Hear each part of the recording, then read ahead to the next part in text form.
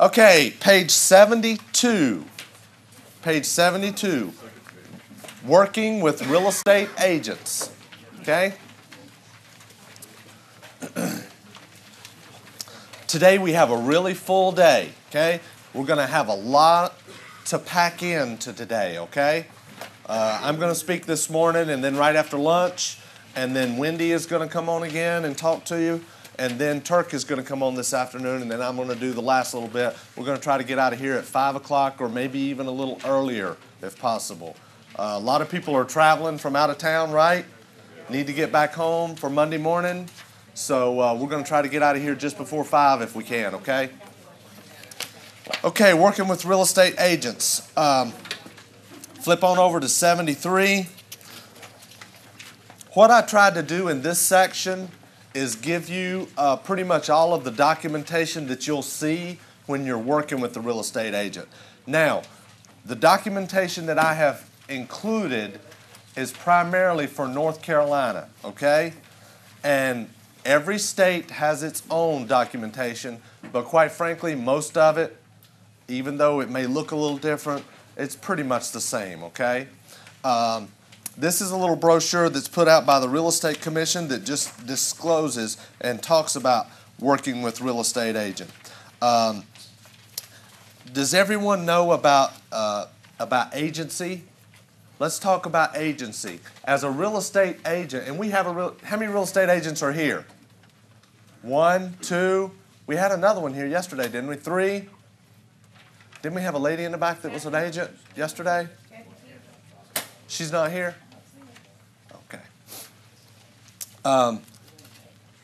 Agency is, do you guys have agency in Florida?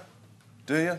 Okay. A real estate agent can either work for the buyer or for the seller or for both. Did you know that? Okay. A listing agent automatically works for the seller, right? Yep. The seller is a client. What does the word client mean? Customer? No. The word client makes reference to a fiduciary responsibility. Okay? Okay, if the real estate agent is the listing agent for the seller, they have a fiduciary responsibility to do what's in the absolute best interest of that seller. Does that make sense? Okay. Now, if I come along as a buyer, okay, that agent does not represent me unless I ask them to.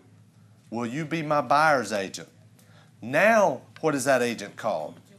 They're a dual agent. They're working for me and for the seller.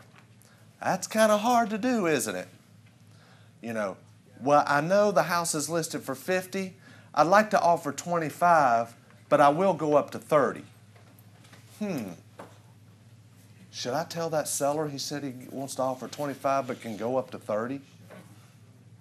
That gets a little touchy. The real estate agent has to be very careful. Okay? Now, what if I hired my own agent? Melanie's a real estate agent. She's going to be my buyer's agent. Okay? Who is she working for? Me. Okay? I can tell Melanie anything I want to. She's not going to tell that seller's agent, right? Because she's working for me. Me. Right? Okay. Does everyone understand that concept of buyer's agent, seller's agent, agency disclosure? Now, this is the form that most people get you to sign, or real estate agents get you to sign, just acknowledging the agency disclosure. Okay? Now, let's look on page 75. Here's an agency disclosure and non-exclusive buyer agency agreement. This just happens to be the one that's in North Carolina. Is yours in Florida about the same? It's much shorter. It's much shorter. We don't have dual agency. You don't have dual agency in Florida? It's illegal in Florida. We do have transaction agents, though, which is more or less the same thing. Which is an agent for a specific transaction. No, and you can work for both sides, but you don't have the fiduciary responsibility for both, and you get out of that tricky question just like you talked about. That's great. So you can be a dual agent, but you have no fiduciary responsibility, right? Yeah, okay. That's good for the agent, right? Makes the deal happen. It makes the deal happen.